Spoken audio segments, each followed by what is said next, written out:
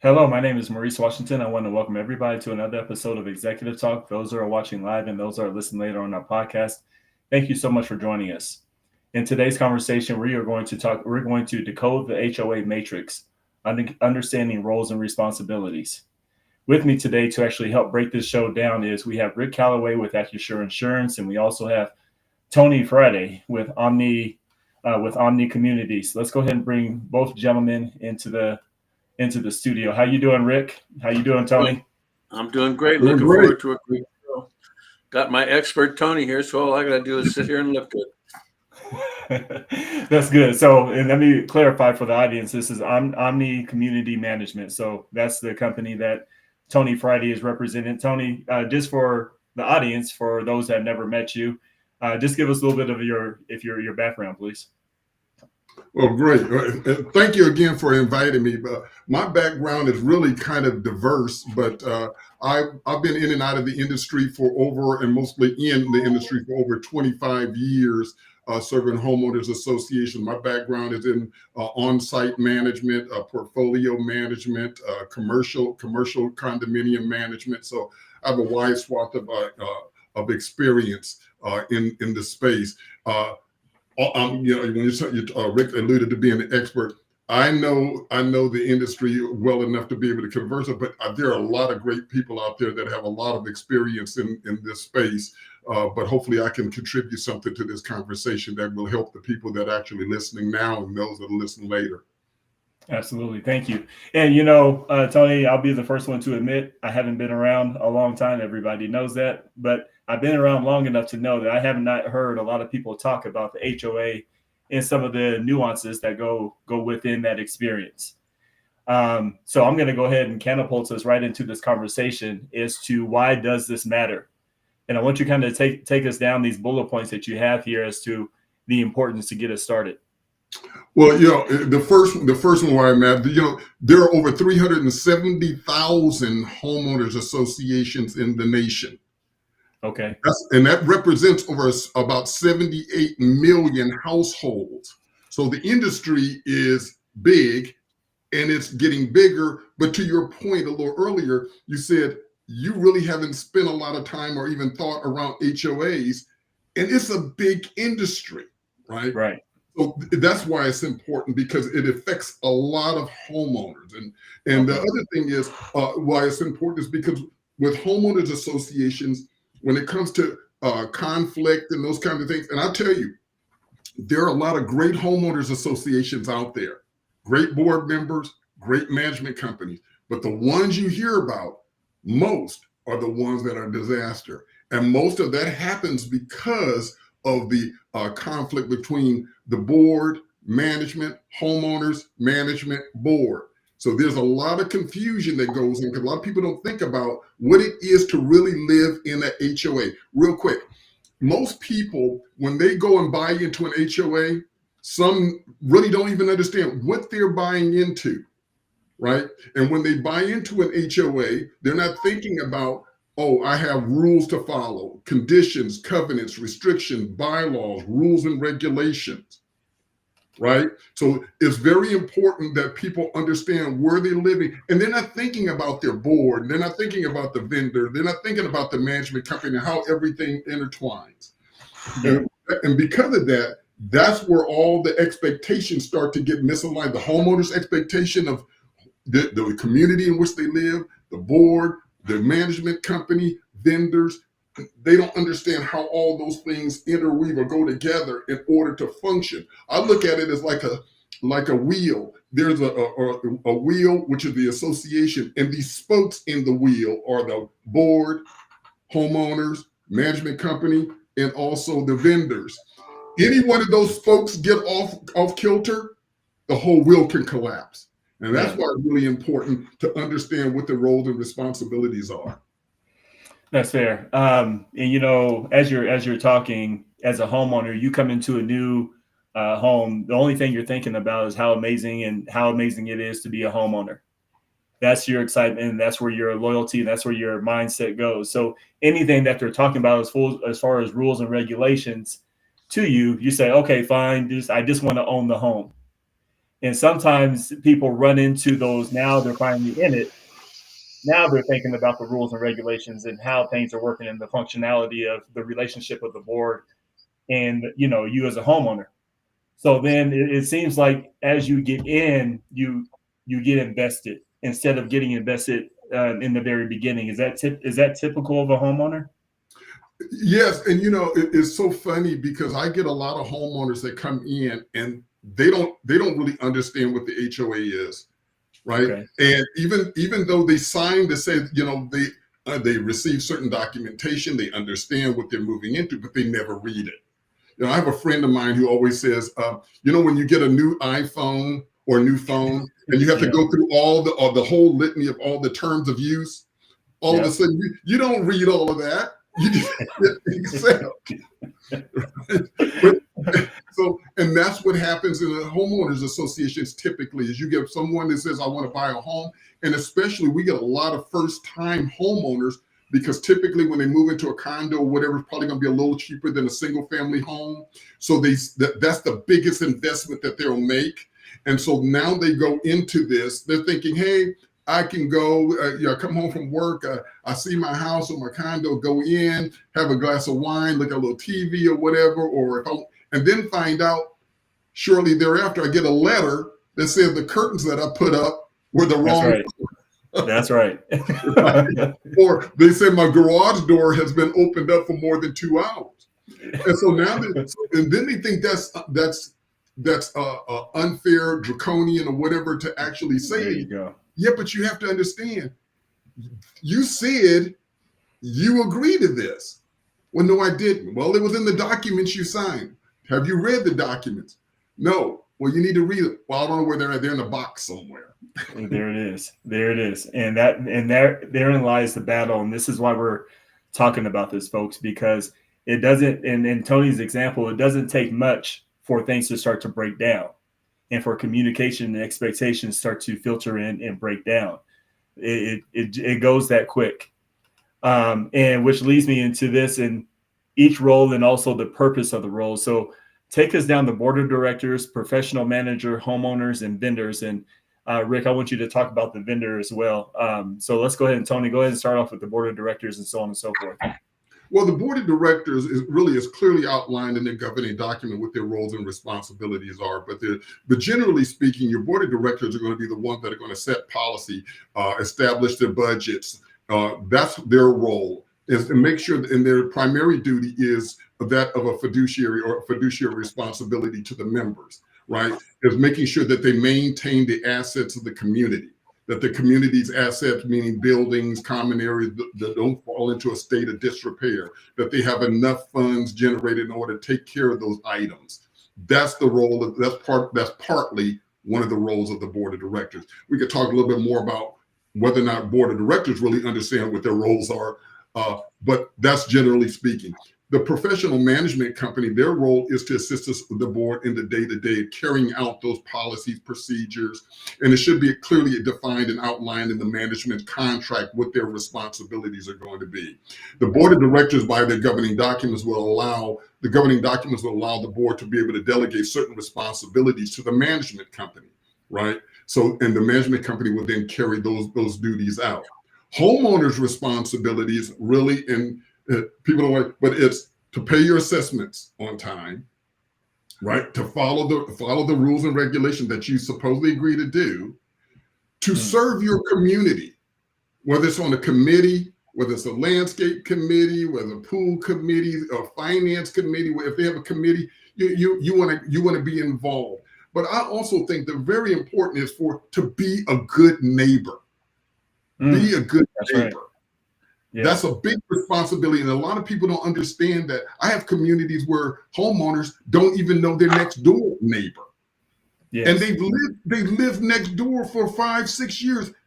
They don't know who they are, right? But be a good neighbor. And I'm not saying go and interrupt them or whatever and say, hey, guess what? I want to be a good neighbor and I want to jump in. I'm not saying that. But then the vendors, I'll let Rick speak to, but the vendors, as far as I'm concerned, Rick and I have done business together for a while. Rick is the vendor. It becomes a trusted advisor to the association, to the association board, because he's a partner, Vendor should be a partner, business partner. And that's what I looked at him, because let me just say that he can keep us all, especially from an insurance perspective, making sure that we have the proper coverages, mitigates the board and the community's risk and the association's risk. As one of the vendors, I also make sure that the vendors that are working with the homeowners association have the proper insurance, and they're named what's called additional insured.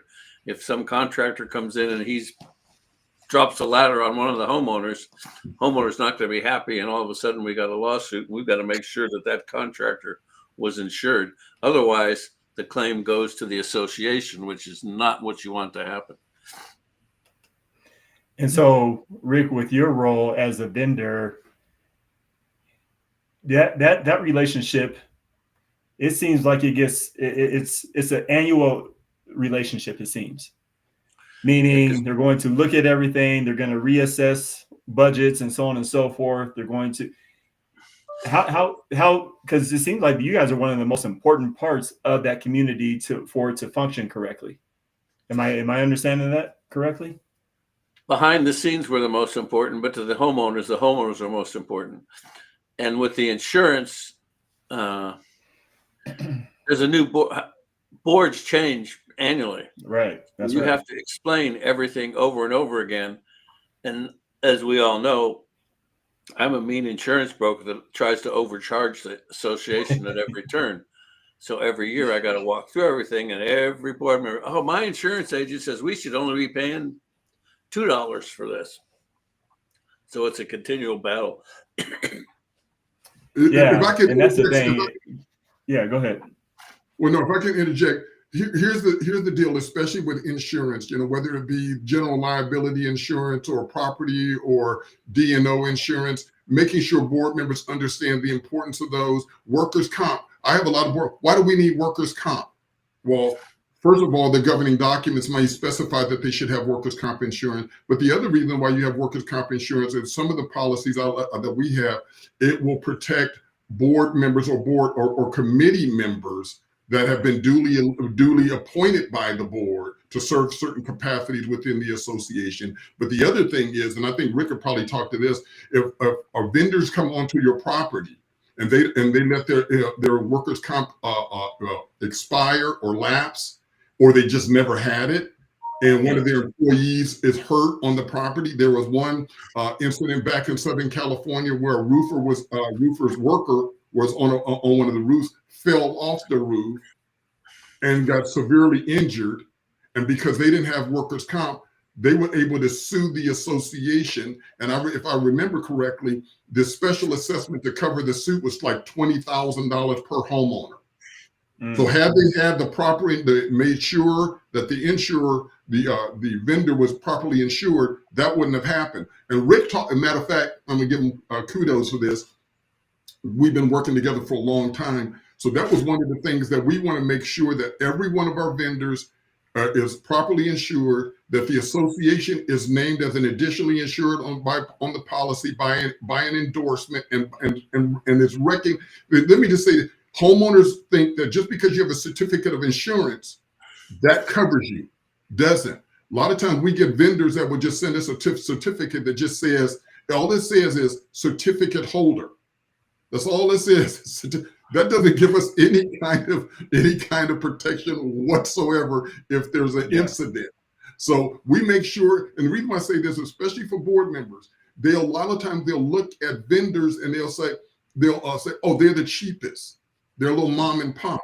Well, the reason why then you go look to the mom and pops is, do you have insurance? And a lot of them they're either underinsured, they don't have workers' comp, right?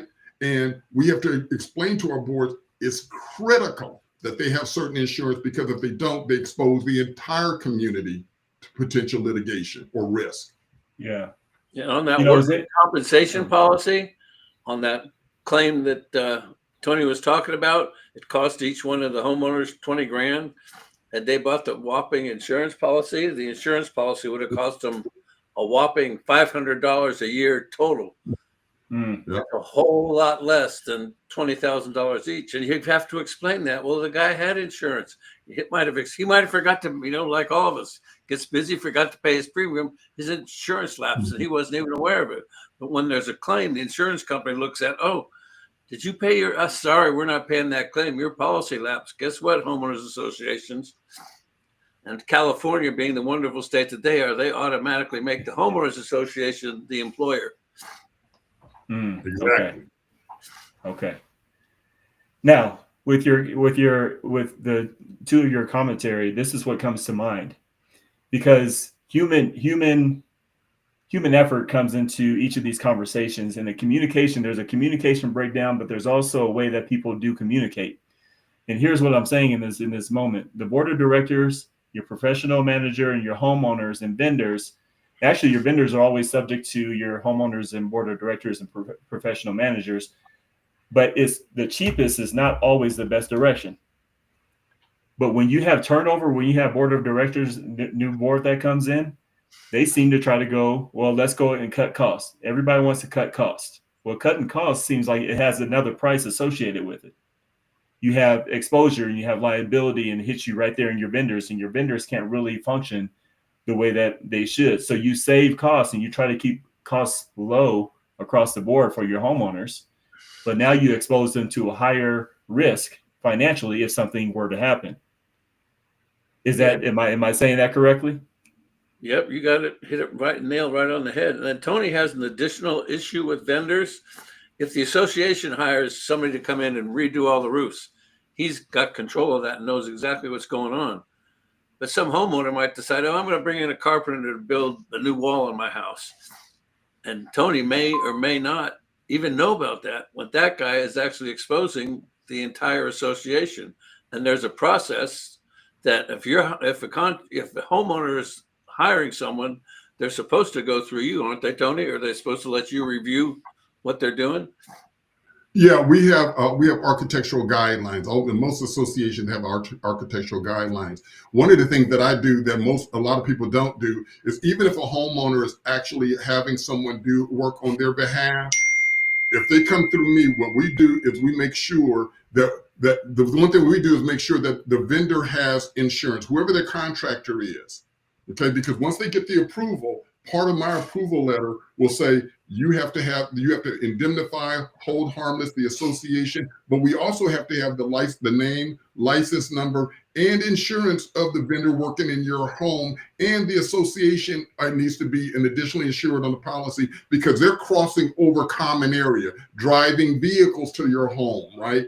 The other way I help the homeowner, because sometimes they don't understand, I said, you need to be named as an additionally insured on their policy should they get hurt, when their employees get hurt while working in your home, right? So it's a lot of complexity, and we could talk a whole lot about that, but there's a lot of complexity to this when it comes to picking the cheaper vendor, or the cheapest contractor. Now, this is real quick. This is another reason why when we go out to bid, we have to make sure you have the right specifications in place so you can get apples to apples bids from your vendors. Now, right. If I take a lower one, I'm going to make sure that everything is there. They have all the criteria is met. We've done some research on the vendor. All things being equal, the lowest bid might be okay. Everybody has different cost structures in their business. So you can say, why is this person $5,000 cheap? Well, they're a little smaller company. They get different cost structure. They don't have all this IT people and sales people that they got to pay. So guess what? There's going to be cheaper. And we've done that where we have, in some cases, taken the cheapest one, but they did a fantastic job. And they had all the specifications. They met all the specifications. Yep. They've been around for a while. We got their insurance, named additionally insured on the product, all the things that we need in order for the board to make the right decision. Because we always tell people, cheapest is not always best, and also the most expensive is not always best. You got to make sure you do your homework. And therein lies another challenge when you're working with boards of directors, and some people don't understand that, not because they're they're ignorant or anything like that, but just for the process, they may be ignorant to the process that need to be put in place. Because Rick knows this, and you probably know this too, is you'll get board members that I have a cousin, I have an uncle, Yeah, that's I right. know someone that can do it, and they say they can do it $20,000 cheaper, right? Right. And you got to be very wary of that. That's it. That's it. So, and this brings me to this question here is dangers of overlap. How do you see this happening and playing out? So ultimately, how do you get here, and how does this play out once you get here? Go ahead and take it away for us, Tony. Well, let me just say something that I failed to say earlier when we started talking about board members' role and responsibility. One way that I've cleared that up, or at least bring some clarity to it, is I created a matrix, and the matrix of responsibility. So I have, for each responsibility, I may have 2 board members, and one role may be landscaping, overseeing landscape. So I have 2 board members, and they have certain responsibilities to overseeing the landscaping. Then if I have a project like a roofing project, I may have 2 board members that have certain responsibilities to communicating with the vendors or whatever, and the rest of the board members with respect to roofing. Like we have one where the board members these 2 board members were charged with or given responsibility and authority by the board to make decisions on change orders up to a certain dollar amount. They still got to go through a certain process, but that helps there, right? But going back to now, when things get crazy at this overlap, the overlap really happens because board members and management companies haven't had the right conversations at the beginning of the relationship. And then when there's subsequent board members, like for me, I spend time talking to the board members about how it is our company works with the board, with their responsibility, because they don't know. I send them certain information. I send them our management contract, so they don't think that they need to do certain things that we're charged with doing. And that overlap happens when you don't have these clear defined roles, then you will have the overlap. Now, sometimes the overlap just happens, and you have to deal with it. Real quick, I have one board member who didn't have the responsibility. They actually circumvented the process. They were warned not to circumvent the process. They knew the process, but they did it anyway. And it caused so much confusion and turmoil. Unbelievable. One little decision. And that one little decision leads to thousands of dollars in legal fees. Gotcha. All they had to do was follow the process.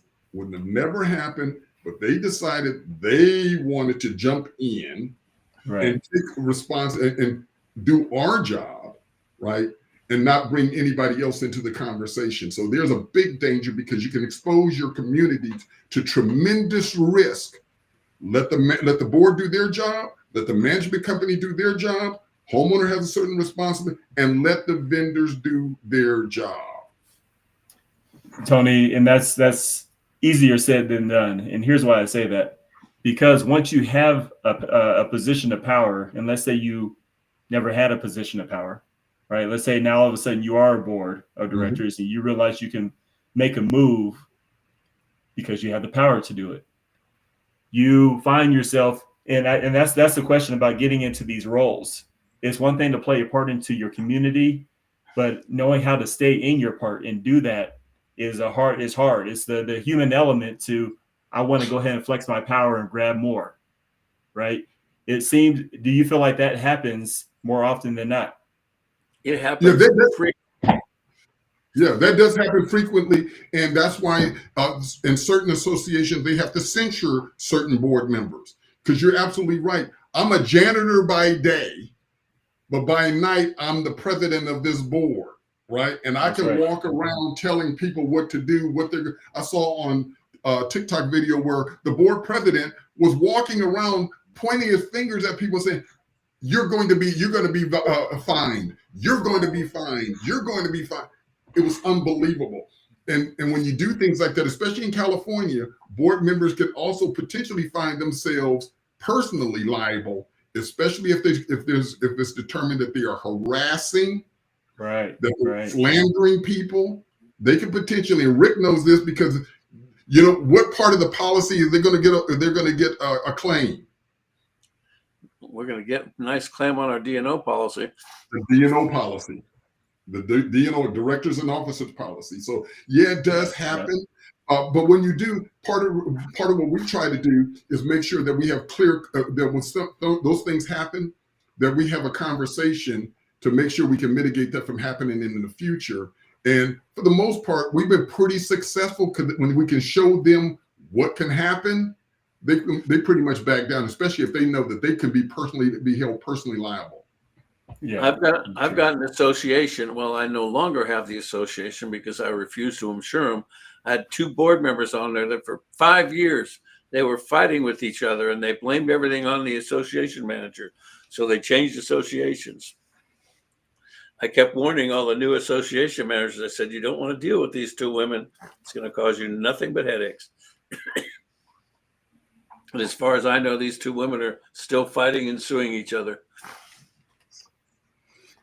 And yeah, that's the thing about it. Is just interesting because again, it's the role, it's the high place that you start to just make extra moves and cause a lot of extra terror within. Because again, when it comes to the community, when it comes to HOA, you're binding a whole lot of people in everything that you're doing. You're not just acting on your own.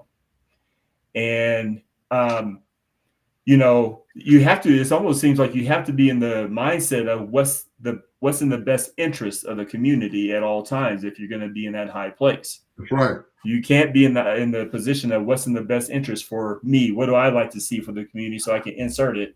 What's in the best interest for moving forward for the whole community? And that's got to be the basis of your decisions and, you know, things that you present. Yeah, what you're talking about. Some board members have a micro view. Yeah, it's only what I want and what I want to see done. I love when you have the good board members that take a macro view of and have a vision for their community.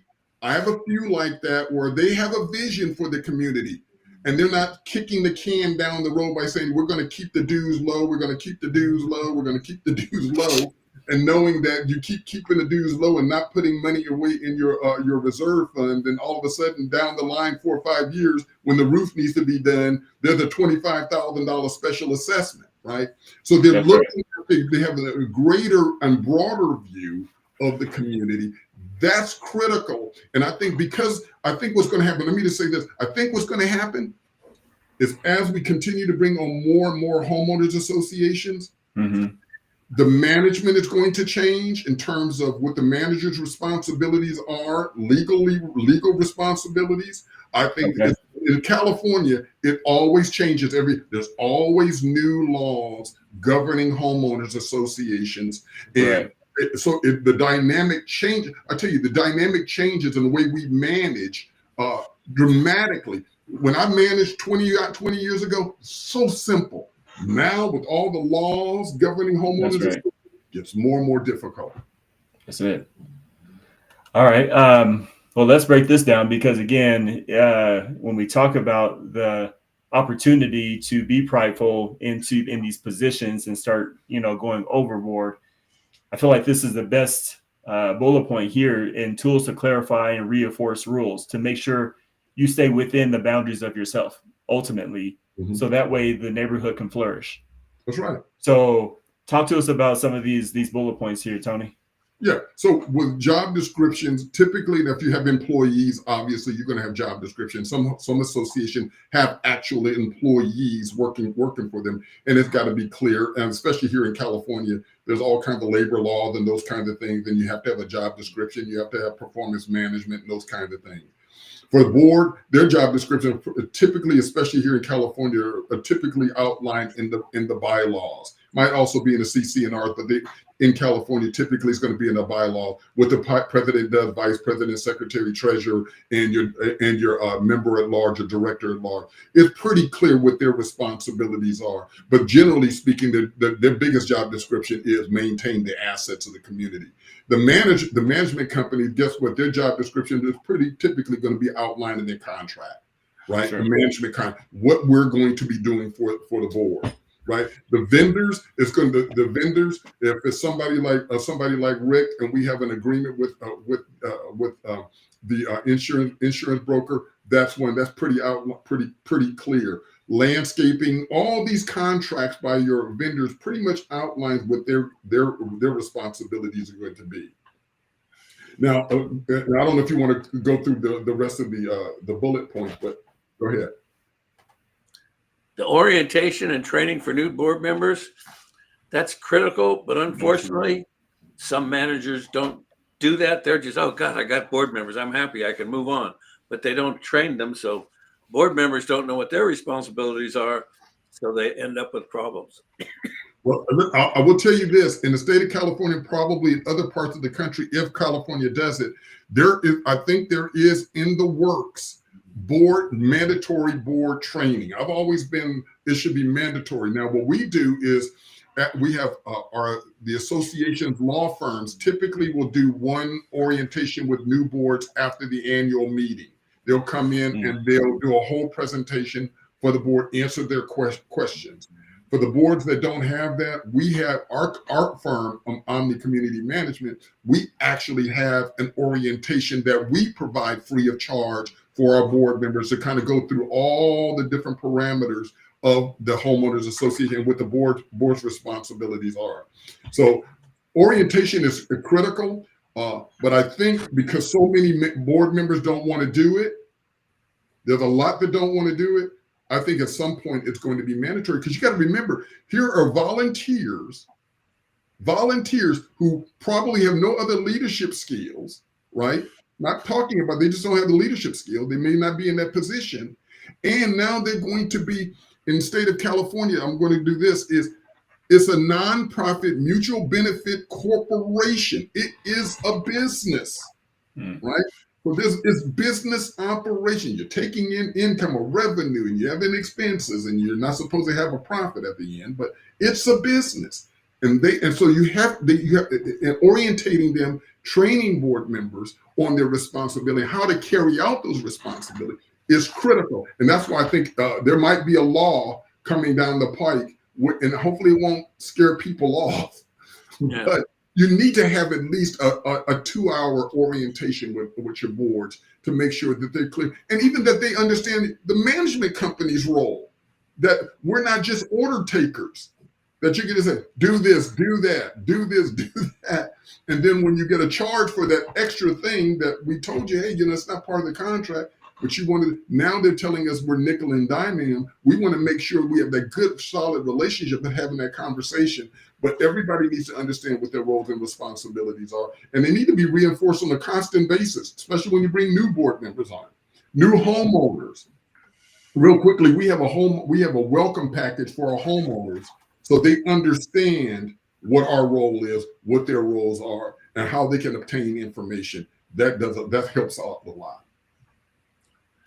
Are the real estate agent, if a real estate agent sells a home or a condo or whatever in an association, are they required to provide the documents to the homeowner prior to their signing all their closing documents, or is that just is what it is? They got to find out about it on their own. No, in the state of California, Civil Code 4525 actually outlines what the seller is obligated to disclose. And part of that disclosure is all the documents. The problem is sometimes the homeowner or the buyer doesn't receive those documents till later in the process, and they're not going to read them. I'll tell you a quick story. One board member that I had, they said they bought their home contingent upon a 3-day contingent upon them having 3 days to review all their governing documents before the sale closed. I've never heard them. Thought it was brilliant. They said, "Yeah, that's great." So they said, I knew all of it. I wasn't surprised. Perfect. Did the sale go through? Oh yeah, the sale went through. He was a great board member, fantastic board member, fantastic homeowner. He said, I knew what I was buying into. There was no surprises because I took the time to read it. I'm in a homeowners association. I've been in this house over 50 years, and there's still a board meeting once a year. And every year I go, is our insurance still in place? Because I used to be the broker then, somebody had a friend and they now do it. I said, I want to see a copy of our insurance. And they go, what do you want to see that for? I said, because I want to make sure I'm covered. And the funny thing about it, in California, if California, they're supposed to provide that to you at least annually, but it's certainly supposed to give it to you 10 days upon request. We're supposed to provide that information to you. Yeah, they've been ours. What we received was basically you have insurance and it's provided by State Farm, Allstate, whoever. I said that's wonderful, but I want to see the policy. Yeah. And this good is because every time homeowner wants it, we send it out with the budget. It's disclosure, it's 5,300 disclosure. We send it out with the budget. But if a homeowner, we have it on our portal, homeowner can always get the policy. They can always get the disclosure. Everything is there, being transparent with it. We're not trying to hide anything. We make sure that they have it. They're homeowner, they're entitled to it. Beautiful, gentlemen, beautiful. Now, I'm going to ask this question after you talk about this here. So culture shifting from finger pointing to partnership. How important, how high level do you have to be in order to get to that point? Because that sounds easier said than done. Well, it is easier said than done. But one of the things that I've tried to implement is being in this business, I had to make a decision. I said, am I going to just complain about what goes on in the community or how I work and the boards and homeowners, or am I going to do something that's going to try to make it better? So one of the things we try to do is we want to make sure that we actually are having conversations with people. Sometimes I spent 30 minutes. As a matter of fact, the last time I spoke to somebody, about 45 minutes on the phone, really I said, if you have any questions, please make sure you contact me so we can have a conversation. Right. And I take the time to do that. But the other thing that we try to do is we actually try to make sure everyone is talking together, because if you're not talking, and I'm not talking about screaming at you, but really talking and understanding what the issues are, most of the time, if you could take the time to just tone it down, take a breath, and make sure people are actually communicating with one another and trying to come to a mutually agreeable solution to an issue. Maybe both are not going to be entirely happy, but when you do that, and the reason why I do that is it actually saves money, because when you don't encourage that culture of respect between everyone, someone gets their feelings hurt, guess what they do? They either go on social media and tell how bad everybody is, or they actually try to sue someone, whether it's a board member or whether a homeowner is being sued. So we do that, and then when we start talking about clarifying the roles, matter of fact, I'm probably one of the few managers that have done this or do this, and that is I let every homeowner know what my role is. I took one of the last meetings I had, I took the time to say, here's what my role is. Here's how I serve this community, and make it crystal clear. Here's what I expect. And we put it in newsletters as well. Now, sometimes they don't read the newsletter, but we try to put the information out. Because if we can do that, and we want to make sure when we do that, we create trust through transparency, right? That's right. So like Rick says, hey, when people say, hey, I want to see the policy, I'm sending the policy. You have any questions about the policy? Let me know, and I'll forward them to the broker, and we'll get you the answers. Keep the lines of communication open. Even in my board meetings, when we have what we call homeowner forum, we tell people, hey, this is your time to ask questions, and if we can't answer the question right now, I'll jot it down. I'll get you the answer that you need. Do it all the time. And you can tell in a board meeting that you're coming up on a problem just by the sound of someone's voice or the sound of someone in the audience, that they're getting all worked up about something. So you have to calm them down, and you go to them directly. Gee, I think you have a problem with blah, blah, blah. And you diffuse the situation right then and there. Like you said, if you let it fester, then it's going to be out on social media. Oh, we were at a board meeting. These people were terrible. They wouldn't talk to me, yada, yada, yada. And then you got nothing but problems. And I've had that, and we've had times where we've had to shut the meeting down because you all know, no matter what you do, there are some people, unfortunately, I'm not a psychologist or anything like that, and I don't even play one on TV, but I'll tell you something, there are some people out there, they like conflict. Now think about the fact that the nation, the world in which we live, the conflict, the social media, the backstabbing, the caustic conversation, the vitriolic conversations that people have, it's almost like breathing. So I asked them one, I wonder what would happen if we all just tried to get along with each other. What would happen? Yeah. Matter of fact, I put that on one of my social media. I said, why is hate the first place we go and not seeking to understand and care about one another? Even in homeowners associations. I had one lady, and I'll just say this real quick. She said, you don't care about me, you just care about the monthly assessment. I then spent the next 10 minutes telling her why I do care about her. And you're talking about diffusing a situation. I have one lady, she called me and she says, I'm going to be late with my assessment. I'm on my way to Alabama to my daughter's funeral. And she says, can you pray for me? I said, I'll be praying for you. Wow. Sometimes you have to have compassion. Even as a manager, you have to have compassion and let people know that you care. Because when people call me, and even if they're upset, I'll let them be upset and says, now, how can I help you? Right. What would you like me to do for you? And if it's within my power to do it, I'll do whatever I can to try to help you.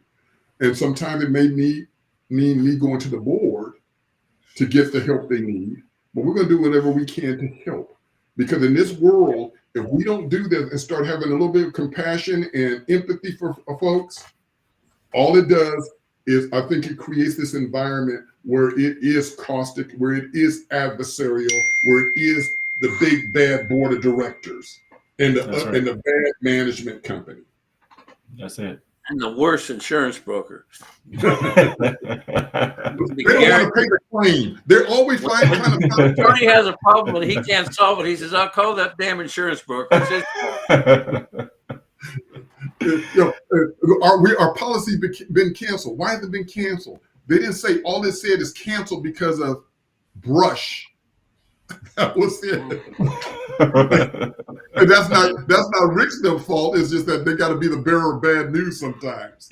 And we're having it more and more in California, and we're having more and more issues in California because of the replacement cost. The property values of these larger associations is getting tremendous. So I have to buy multiple insurance policies of property coverage and layer them to get to the proper amount of coverage.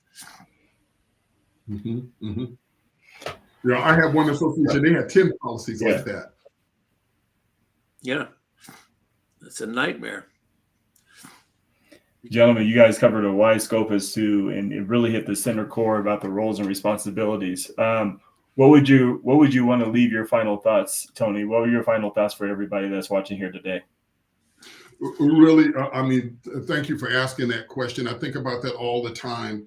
Really, managing homeowners associations should be relatively easy, and it's not. And the reason why it's not, because people don't seek to understand what it is they actually purchased into, what their responsibilities are in living in those communities, right? If they did that, I think it would be a lot. I said this to someone, I said, all people have to do is follow the governing document that they said that they agreed to. Board of directors, all your job is you have a fiduciary duty to your entire community. Do that. Management companies, guess what? We are there to support them and become the trusted advisor to the board of directors and a resource to the homeowners. We do that. I think we're going to be a lot better off, and also having a level of communication that seeks to understand all points of view, not just your own point of view. We start doing that, I think we can slowly. It's not going to change in every place, but if we have clear expectations outlined, clear lines of communication, clear line of role and responsibilities, guess what? We're all going to be so much better off, and it'll be a more pleasant experience to manage communities and to live in them. I love it. That's exactly right. That's exactly right. That's huge. And before I reply to that, Rick, what are your final thoughts? What do you want to leave to those that are in the homeowners I'm associations gonna from a have to vendor agree with perspective? Tony. Communications are key. Communicate with your association, communicate with your broker. We can't do anything unless we understand what's happening, and we can't find out about that. We can't find out about it because somebody's complaining. We have to have the communication because their complaint may be something simple. We just answer a question and, oh, okay, I didn't understand that. Simple communication. Exactly. Beautiful. Gentlemen, and especially, actually, Rick first, thank you so much for bringing this to our awareness, bringing Tony to the show and letting us know about his services and how he operates, because this is high level conversation. This is where we need to talk about. These are some details that just go unnoticed. We just kind of just go through life and just deal with it. But we do need to bring conversations like this to the forefront. So I appreciate greatly, Tony, you taking the time to really detail this out to us to understand your experience from your end and how you see it. Because again, you see all different areas, and so does Rick. He just sometimes runs into these areas. So it's a big deal for you to really address this and bring this to the forefront. So I want to thank you for taking your time out of your schedule, Tony, to talk about this. My pleasure. Thanks, Maurice. And we only hit the tip of it. I know we got a lot more conversations. So yeah, hopefully you come back and talk to us, because you gave us a lot of different topics. So let's see you come back in the future, and let's keep this conversation going. Great. Thank you. Thank you. All right. Thank you. Thank you, Rick. Thank you, Tony. Thank you. Have a good one. You too. All right, everybody. I want to take a moment and number one, thank you for taking the time out of your schedule to watch this program and hear what Tony and also Rick had to say. Towards the middle and towards the end of this conversation, you heard something radiating in each of the topics, which was communication. And not just saying stuff, it's actually talking on a high level. You're talking on the high level because you have multiple people that are involved in every last move of the homeowners. This is not a small game. This involves so many people and involves high level conversations. So your board of directors, vendors, HOA, and community. It's a partnership all in one. And so everybody needs for you to operate on the high level and communicate exactly what you need. And make sure it's operating on the high level, not the cheapest level. And if it's on the cheapest level, it's still operating on the high level. Let's go ahead and bring this community together and let's make things happen. And it's going to be through applicable conversations such as what Tony and Rick provided for us. So again, I want to thank everybody for joining us. Tony, Rick, and myself, we all have to get back to work. So we'll see you next time. Thank you.